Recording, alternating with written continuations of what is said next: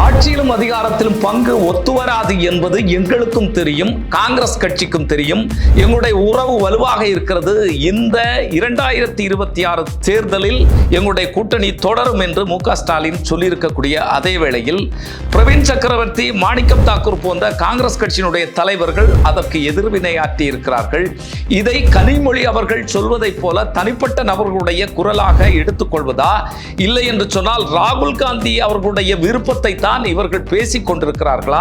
ஒட்டுமொத்த காங்கிரஸாரும் இந்த ஆட்சியிலும் அதிகாரத்திலும் பங்கை எதிர்பார்க்கிறார்களா, விரும்புகிறார்களா? இந்த சூழல் காங்கிரஸ் திமுக கூட்டணியை உடைக்க போகிறதா? அவைக்க கட்சியோடு காங்கிரஸ் கூட்டணி வைக்க போகிறதா? என்ன நடந்து கொண்டிருக்கிறது பார்ப்போம் காணொலி. இந்தியா டுடே ஊடகம் நடத்தின வட்டமேசை நிகழ்ச்சியில் கலந்து கொண்ட தமிழக முதல்வர் மு.க. ஸ்டாலின் அவர்கள் இதுவரைக்கும் ஊடகங்களில் காங்கிரஸார் பேசிக்கொண்டு வந்த ஒரு விஷயத்திற்கு மிகப்பெரிய முற்றுப்புள்ளியை வைத்திருக்கிறார். ஆட்சியிலும் அதிகாரத்திலும் பங்கு இல்லை அப்படிங்கிறத உறுதியாக சொல்லிட்டாரு. அது எங்களுக்கும் தெரியும், காங்கிரஸ் கட்சிக்கும் தெரியும். எங்களுடைய கூட்டணி வலுவாக இருக்கிறது, உறவு வலுவாக இருக்கிறது, இந்த தேர்தலிலும் எங்களுடைய கூட்டணி தொடரும் அப்படிங்கிறத பேசியிருக்கிறாரு. ஆனால் இதற்கு பிரவீன் சக்கரவர்த்தியும் மாணிக்கம் தாக்கூரும் எதிர்வினை ஆற்றி இருக்கிறார்கள். அவர்கள் என்ன சொல்றாங்கன்னு சொன்னா, பிரவீன் சக்கரவர்த்தியை பொறுத்தளவில் மக்கள் விரும்புகிறாங்க கூட்டணி ஆட்சியை. எல்லா மாநிலங்களிலேயும் கூட்டணி ஆட்சி நடைபெற்று கொண்டிருக்கிறது, உங்களுக்கு மட்டும் ஏன் அப்படின்னு சொல்லி கேள்வியை எழுப்பியிருக்கிறார். இந்த நபர்கள் தான் இந்த கூட்டணி ஆட்சியை வலியுறுத்தி கொண்டிருக்கிறாங்க, தொடர்ந்து பேசி கொண்டிருக்கிறார். இந்த கதை நமக்கு தெரியும். தாவேக்கா ஆட்சியிலும் அதிகாரத்திலும் பங்கு அப்படின்னு சொன்ன பிறகுதான் இவருடைய குரல்கள் ஓங்கி ஒலிக்க ஆரம்பித்தது. இப்போ மாணிக்கம் தாக்கூர் என்ன பேசியிருக்கிறார்னா, கூட்டணி ஆட்சியா ஒரு கட்சி ஆட்சியா என்பதை மக்கள் முடிவு செய்வார்கள் அப்படின்னு சொல்லியிருக்கிறாரு. அது மட்டுமல்ல, 2006 சட்டமன்ற தேர்தலில் திமுகவிற்கு பெரும்பான்மை இல்லாத போது நாங்கள் ஆதரவு கொடுத்து தான் அந்த ஆட்சி நடைபெற்றது. அதில் ஆட்சியிலும் அதிகாரத்திலும் பங்கு எங்களுக்கு தராமல் எங்களை முதலமைச்சர் மு.க. ஸ்டாலின் அவர்கள் குறை சொல்லி கொண்டிருக்கிறார் அப்படிங்கிறத தெரிவிச்சிருக்கிறாங்க. இதுலேருந்து தொடர்ந்து காங்கிரஸார் ஆட்சியிலும் அதிகாரத்திலும் பங்கு கேட்பது உண்மையிலேயே ராகுல் காந்தி அவருடைய குரல் தானா அப்படிங்கிற கேள்விகள் எழும்பியிருக்கிறது. என்னன்னா, இவர்கள் பேசிக்கொண்டே இருக்கிறார்கள்.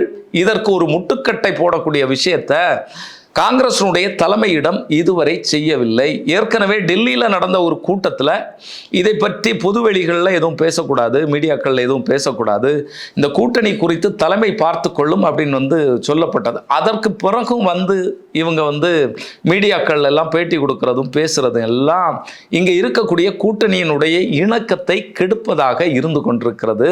அது போக போக வரக்கூடிய நாட்களில் அதனுடைய வீச்சு அதிகமாயிட்டே இருக்கு. ஒரு நாளைக்கு முன்னால டெல்லியில் நடந்த காங்கிரஸ் கட்சியினுடைய மாவட்ட அந்த பொறுப்பாளர்களுடைய கூட்டம் பயிற்சி.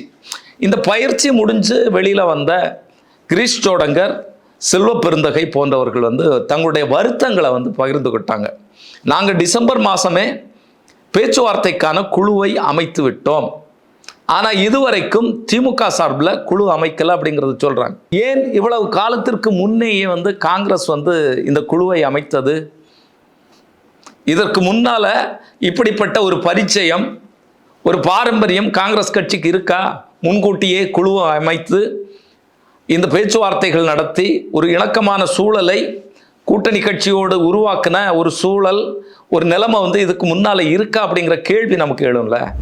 பீகாரில் என்ன நடந்தது? இந்த எலெக்ஷன் அறிவித்த பிறகு கூட பீகார் தேர்தலில் சட்டமன்ற முதல்வர் வேட்பாளர் யார் அப்படிங்கிறத காங்கிரஸ் சொல்லலை. அவர்கள் தனியாக எந்தெந்த தொகுதிகளில் நாங்கள் நிற்கிறோம் அப்படிங்கிறத அறிவிச்சாங்க. தேஜஸ்வி யாதவ் தனியாக அறிவிச்சார். கடைசியில் இந்த கூட்டணியை ஒட்ட வைக்கிறதுக்கு பெரும்பாடுபட்டாங்க, தோல்வியை தழுவினார்கள். பல விஷயங்களை நம்ம சொல்லிட்டே போகலாம் காங்கிரஸாருடைய விஷயத்தில். ஆனால் இன்னைக்கு இவர்கள் ஒற்றைக்காலில் எங்களுக்கு ஆட்சியிலும் அதிகாரத்திலும் பங்கு வேணும் அப்படின்னு சொல்லி பேசிட்டு இருக்கிறது எந்த வகையில் நியாயம் அப்படிங்கிறது தெரியல. தமிழகத்தில் அப்படி ஒரு விஷயமே இல்லை. இப்போ அதிமுக பாஜக கூட்டணி நடந்து கொண்டிருக்கிறது. என்டிஏனுடைய ஆட்சி தான் நடக்கும் அப்படிங்கிறத பாஜக இங்கே தொடர்ச்சியாக பேசிட்டு இருக்கு. அமித்ஷா பேசி கொண்டிருக்கிறார். ஆனால் அதிமுக சார்பில் நாங்கள் தான் தனித்து ஆட்சி அமைப்போம், கூட்டணி ஆட்சியெல்லாம் கிடையாது அப்படிங்கிறத எடப்பாடி பழனிசாமி அவர்கள் அதிமுக உறுதியாக சொல்லி கொண்டிருக்கிறது. இப்போ கட்சிகளுடைய நிலைமைகளை பொறுத்த அளவில் தமிழகத்தில் மிக பெரும் வலிமையான கட்சியாக தொடர்ந்து ஆட்சியில் இருக்கக்கூடிய கட்சியாக இருந்து கொண்டிருக்கிறது. எல்லா கருத்து கணிப்புகளுமே திமுக தான் மறுபடியும் ஆட்சியில் வரும் அப்படிங்கிறத சொல்லிட்டு இருக்கு. இதில் ஏதாவது மாற்றங்கள் நடக்கலாம், களத்தில் என்ன நடக்கு, பிரச்சாரங்கள் எந்த வகையில் போகுது, ஓட்டுக்கள் எப்படி பிரியுது அப்படிங்கிறத பொறுத்து இதெல்லாம் மாறும். ஆனாலும் அதிமுகவை பொறுத்த அளவில் அது உடஞ்சி சின்ன பின்னமாகி போயிருக்கு. அதை ஒட்ட வைக்கக்கூடிய வேலை ஒரு பக்கம் நடந்துட்டு இருக்கு. ஆனால் தொடர்ச்சியாக ஒரு நெடுங்காலமாக இருக்கக்கூடிய இந்தியா கூட்டணி, அந்த இந்தியா கூட்டணியில் ஒரே ஒரு கட்சி குடைச்சலை ஏற்படுத்தி கொண்டிருக்கிறது. இதுக்கு தான் அமைச்சர் ராஜகண்ணப்பன் அவர்கள் ஒரு கூட்டத்தில் பதில் சொல்லியிருக்கிறார்.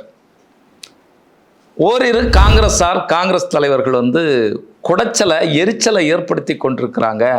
நம்ம கூட்டணி கட்சியாக இருக்கிறதுனால எல்லாவற்றையும் தாங்கி கொண்டு இருக்க வேண்டியதாக இருக்கிறது. இன்னொரு விஷயம் அவர் சொல்றார், கூட்டணியில் இருக்கிறதுனால காங்கிரஸ் கட்சியினுடைய தலைவர் செல்வ பெருந்தகை அவர்களோடு போய் சேர்ந்து நின்று புகைப்படம் எடுக்க வேண்டியதாக இருக்குது. நிச்சயமாக இது காங்கிரஸாரை தாக்கும் அப்படிங்கிறதுல எந்த விதமான மாற்றம் இல்லை. தெரிந்தே தான் இவர்கள் இதை பேசுகிறாங்களா அப்படிங்கிற ஒரு கேள்வியும் எழுகிறது. ஏன்னா காங்கிரஸார் தங்களுடைய நிலைப்பாட்டை தொடர்ந்து இப்படி வலியுறுத்தி கொண்டிருக்கும் போது திமுக சார்பிலையும் அதற்கான எதிர்வினைகளை நிகழ்த்த வேண்டும் அப்படிங்கிறது ஒரு கட்சியில் இருக்கக்கூடிய நிலைமை. இப்போ ஏற்கனவே கனிமொழி எம்பி அவர்கள் ராகுல் காந்தியை போய் சந்திச்சாங்க. இந்த குளறுபடிகள் இந்த கட்சிகளுக்குள்ளால நடைபெற்று கொண்டிருக்கிறதுனால தான் காங்கிரஸுடைய தலைவர்கள் தனித்தனியாக தங்களுடைய அபிப்பிராயங்களை பொதுவெளிகளில் மீடியாக்களில் பேசி கொண்டிருப்பதனால கனிமொழி அவர்கள் ராகுல் காந்தியை போய் பேசினாங்க.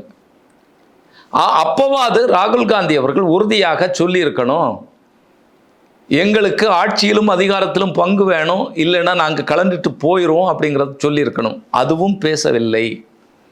இப்போ அதுவும் பேசாமல் தொடர்ச்சியாக இந்த மாதிரி செய்து கொண்டிருப்பது எந்த மனநிலை அப்படிங்கிறது தெரியல. இதில் தான் நமக்கு எழக்கூடிய சந்தேகம், ராகுல் காந்தி உண்மையிலே இதை விரும்புகிறாரு அப்படின்னு சொல்லி நாம் நினைக்கிறோம். விரும்புகிறதுனா அதில் இன்னொரு பக்கம் இருக்குது. தாவேக்காவோடு கூட்டணி அமைக்கிறதுல அவர்கள் தயாராக இருக்கிறார்களோ அப்படிங்கிற விஷயங்கள், கேள்விகள் நமக்கு எழும்புது. ஏன்னா தமிழகத்தில் இருக்கக்கூடிய செல்வ பெருந்தகை தவிர்த்து, தமிழக காங்கிரஸுடைய தலைவர் தவிர்த்து மற்ற பல்வேறு தலைவர்களும் வெளியில் பேசக்கூடியவங்க இந்த ஆட்சியிலும் அதிகாரத்திலும் பங்கை வலியுறுத்திட்டே இருக்கிறாங்க. இப்போ இந்த கூட்டணி பேச்சுவார்த்தைக்காக குழு அமைக்கப்பட்ட போது அதனுடைய தலைவராக இருக்கக்கூடிய கிரீஷ் ஜோடங்கிறவர்கள் 70 தொகுதி நாங்கள் கேட்க போகிறோம் அப்படின்னு சொல்கிறாரு. 70 தொகுதிக்கு சாத்தியமா அப்படிங்கிற கேள்வியெல்லாம் நமக்கு எழுதல. 25 தொகுதிகளை தான் ஏற்கனவே கொடுத்தாங்க. ஒரேடியாக 70 தொகுதிகளை கொடுக்கணும்னா அந்த அளவிற்கு காங்கிரஸ் வளர்ந்துருக்கிறதா? காங்கிரஸ் இங்கே என்னென்ன வேலைகள் செஞ்சிருக்கு? தொடர்ச்சியாக கட்சி கூட்டங்களை நடத்துகிறார்களா? கட்சியை தெம்போட ஒரு இரத்த ஓட்டம் பாயக்கூடிய ஒரு கட்சியாக, உயிர் துடிப்புள்ள கட்சியாக வச்சிருக்கிறாங்களா அப்படிங்கிற மிகப்பெரிய கேள்விகள் எழுதல. அதற்கு என்ன பதில்? காங்கிரஸ் தரப்பிலிருந்து ஒரு பதிலும் இல்லை.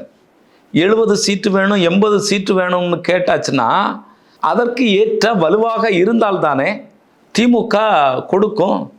உங்களுக்கு 70 தொகுதி கொடுத்துட்டு பாக்கி இருக்கக்கூடிய கம்யூனிஸ்டுகளுக்கும் விடுதலை சிறுத்தைகளுக்கும் மற்ற சிறிய கட்சிகளுக்கும் அவர்கள் எந்த சீட்டை கொடுப்பாங்க? உங்களுக்கு 70 கொடுத்துட்டானா திமுக எத்தனை தொகுதிகளில் போட்டியிடும்? 40 தொகுதியை தாங்கன்னு சொல்லி ஒரு பக்கம் கேட்குறாங்க. 40 தொகுதியை தந்துருங்க, நம்ம பேசுவோம், வெற்றி பெறதை பொறுத்து ஆட்சியிலும் அதிகாரத்திலும் பங்கு அப்படிங்கிற முறைக்கு போகலாம் அப்படின்னு சொல்லி. வெற்றி பெறதை பொறுத்துன்னு சொன்னால் உங்களுடைய வலு என்னதுன்னு சொல்லி காட்டணும். உங்களுக்கு அதிகமான தொகுதிகளை தந்துட்டு குறைவான தொகுதிகளில் நின்று சில பகுதிகளை இழந்து பெரும்பான்மை இல்லாத சூழ்நிலையில் உங்களை பிடிச்சிட்டு அதற்கு பிறகு அவர்கள் உங்களுக்கு ஆட்சியிலும் அதிகாரத்திலும் பங்கு தந்து இந்த ஆட்சியை நடத்தணும் அப்படின்னு சொல்லி விரும்புகிறீங்க. அப்போ முதல்வர் ஸ்டாலின் அவர்கள் பேசிய பிறகு வலுவாக வரக்கூடிய காங்கிரஸ் தரப்பு குரலை கேட்டால் இவர்கள் உடைத்து கொண்டு போவதற்கு இந்த கூட்டணியை விட்டு வெளியேறுவதற்கு தயாராக இருக்கிறார்களோ அப்படிங்கிற சந்தேகங்கள் நமக்கு எழும்பி இருக்கிறது. இதில் தான் தொடர்ந்து அழைப்பு விடுத்து கொண்டிருக்கக்கூடிய தாவேகா 72 தொகுதிகளை நாங்கள் உங்களுக்கு தாரோம் அப்படின்னு பேசியிருக்கிறாங்க. அவங்க தருவாங்க, 100 தொகுதிக்கு மேலே கூட தருவாங்க. ஏன்னா அவர்களுடைய பலம் என்னன்னு அவர்களுக்கு தெரியாது, எத்தனை சதவீத வாக்குகள் வைத்திருக்கிறாங்க அப்படிங்கிறது தெரியாது. உங்களுக்கு எவ்வளோ தந்தாலும் அவர்களுக்கு பிரச்சனை இல்லை. அவர்கள் இந்த எலெக்ஷனில் ஒரு தொகுதி கூட வெற்றி பெறவில்லை என்றாலும் அதனால் ஒரு பிரச்சனையும் கிடையாது. குறிப்பிட்ட வாக்கு சதவீதத்தை அவர்கள் வாங்கி காட்டினால் போதும். ஆனால் உங்களுடைய நிலைமை அப்படியா? தமிழகத்தில் இருக்கக்கூடிய இந்த நிலையை நீங்கள் விட்டுவிட்டால் அப்புறம் தமிழகத்தில் மறுபடியும் நீங்கள் கால் ஊன முடியுமா? இன்னொரு அபாயம் இருக்கிறது காங்கிரஸில். பழைய பல காங்கிரஸ் தலைவர்களும் இந்த கூட்டணியை விட்டு போகக்கூடாது, திமுகவோடு இருப்பது தான் நமக்கு பலம் அப்படிங்கிறத தொடர்ச்சியாக பேசி கொண்டிருக்கிறார்கள். இப்போ டெல்லியில் இந்த கூட்டணி குறித்து தனியாக மீட்டிங் போடும்போது பேசிய போது இங்கே இருக்கக்கூடிய பிரவீன் சக்கரவர்த்தியும் மாணிக்கம் தாக்கூர் மட்டும்தான் இந்த கூட்டணியை எதிர்த்து நம்ம தாவேகா கூட போயாச்சுன்னா நல்லது அப்படிங்கிறது பேசினாங்க. மற்ற எந்த தலைவர்களும் மூத்த தலைவர்களும் திமுக கூட்டணியிலிருந்து வெளியேறுவதை பற்றி பேசவில்லை. குறிப்பாக சிதம்பரம் உட்பட திமுக கூட்டணியில் இருக்கிறதுனால எவ்வளவு நன்மைகள் அப்படிங்கிறத பேசியிருக்கிறாங்க. சரி, தமிழகத்தில் நன்மை, இந்திய அளவில் உங்களை தாங்கி பிடித்து கொண்டிருக்கக்கூடிய மிக மிக முக்கியமான கட்சி திமுக இந்தியா கூட்டணியில். மேற்கு வங்கத்தில் இருக்கக்கூடிய திரிணாமுல் காங்கிரஸுடைய தலைவர் மம்தா பானர்ஜி அவர்கள் உங்களை தூக்கி பிடிக்கல. ராகுல் காந்தி அவர்கள் தான் பிரதமர் வேட்பாளர் அப்படிங்கிறத சொன்னது மு.க. ஸ்டாலின் அவர்கள். அப்போ உங்களுக்கு உரிய மரியாதை தந்து மதிப்பை தந்து பாராளுமன்றத்திலையும் உங்களுக்கு சப்போர்ட்டாக நின்று பாஜகவை கடுமையாக தீவிரமாக எதிர்த்து கொண்டிருக்கக்கூடிய ஒரு கட்சி திமுக. நீங்கள் திமுகவிலிருந்து கலந்து போயிட்டுன்னா இன்னும் பாஜகவினுடைய வலிமை கூடும். பாஜகவை திமுக எதிர்க்கும், அது வேற விஷயம். ஆனாலும் கூட்டணியில் இல்லாத போது உங்களுக்கு ஆதரவு தர வேண்டாம் அப்படின்னு நினைச்சாங்கன்னா இங்கே நிறைவேற்றக்கூடிய மசோதாக்கள்லையும் சரி, பாஜகவை எதிர்ப்பதிலையும் சரி, பல்வேறு விஷயங்களை பாராளுமன்றத்தில் பேசுவதிலும் சரி, வலிமையாக உங்களுக்கு ஆதரவாக இனி நிற்பாங்களா அப்படிங்கிறது மிகப்பெரிய கேள்வி. இனி காங்கிரஸினுடைய நிலை என்ன ஆகும்? இப்போ தாவேகாவு கூட போறீங்க, தாவேகாவு கூட போய் உங்களுக்கு 1-2 தொகுதிகள் கிடைக்குது, இல்லைன்னா அது கிடைக்காமல் போகுதுன்னு வைப்போமே, வெற்றி பெற முடியவில்லை அப்படின்னு சொன்னால் அந்த இடத்தை நிச்சயமாக பாஜக பிடிக்கும். கன்னியாகுமரி மாவட்டம் மாதிரியான பகுதிகளில் அப்படி ஒரு அச்சுறுத்தல் இருக்கிறது. கோவை மாவட்டம் மாதிரியான பகுதிகளில் அப்படிப்பட்ட ஒரு அச்சுறுத்தல் இருக்கிறது. அது திமுகவுக்கு பின்னடைவு அப்படின்னு சொன்னால் கூட பாஜக இங்கே வெற்றி பெற முடியாது. ஒட்டுமொத்தமாக பார்த்தா பாஜக அதிமுக கூட்டணி வெற்றி பெற முடியாது அப்படிங்கிற ஒரு சூழல் தான் இப்போ வரைக்கும் இருக்கு. அப்போ திமுக வெற்றி பெறுதோ வெற்றி பெறலையோ உங்களுக்கு இது மிகப்பெரிய பின்னடைவாக போய்விடும் அப்படிங்கிறது தான் இன்னைக்கு அரசியல் பார்வையாளர்களுடைய கருத்தாக இருந்து கொண்டிருக்கிறது. நீங்கள் ஏறப்போவது எப்படிப்பட்ட படகு? அந்த படகோட்டி தரமான நபர்தானா? சரியான திசையை நோக்கி அந்த படகோட்டி இந்த படகை செலுத்துவாரா? அவரால் முடியுமா? இந்த படகுல ஏதாவது ஓட்டை உடசல்கள் இருக்கா? நம்மளும் சேர்ந்து இந்த படகோட மூழ்கி போவோமா? தாவேகாவோடு சேர்ந்து நம்மளும் சமாதி ஆவோமா? அப்படிங்கிற விஷயங்கள்லாம் பார்க்கணும்ல. நீங்கள் வலுவாக இருக்கக்கூடிய ஒரு கட்சியோட கூட்டணி வைக்கிறீங்க அப்படின்னு சொன்னால் சரி, ஆனால் ஒரு மாய பிம்பத்தை கட்டி உயர்த்தி வச்சிருக்கக்கூடிய தாவேகாவோடு போவது, அந்த கட்சியோடு போவதற்காக திமுகவை எதிர்த்து பேசுவது எந்த வகையில் நியாயம்? அதற்கான வலிமை உங்களுக்கு இருந்துச்சுன்னா சரி, அப்படிப்பட்ட வலிமையையும் நீங்கள் உயர்த்த மாட்டீங்க, அப்படிப்பட்ட வேலைகளையும் நீங்கள் களத்தில் செய்ய மாட்டீங்க. எலெக்ஷன் வரும்போது மட்டும் இத்தனை தொகுதிகள் வேணும் பேரத்தை பேச வந்து விடுவீர்கள் அப்படின்னு சொன்னால் அது எந்த வகையில் நியாயம்? உங்களை நீங்களே புதைத்துக் கொள்வதற்கு சமம் அப்படிங்கிறது தான் நம்முடைய பார்வையாக இருக்கிறது. ஆனாலும் வரக்கூடிய நாட்களில் என்ன காங்கிரஸ் திமுக கூட்டணிக்குள்ளால நடக்க போகிறது அப்படிங்கிறதெல்லாம் பொறுத்திருந்து தான் பார்க்க வேண்டியதாக இருக்கு. இன்னொரு காணொலியில் சந்திப்போம் நண்பர்களே. அதுவரை நன்றி, வணக்கம்.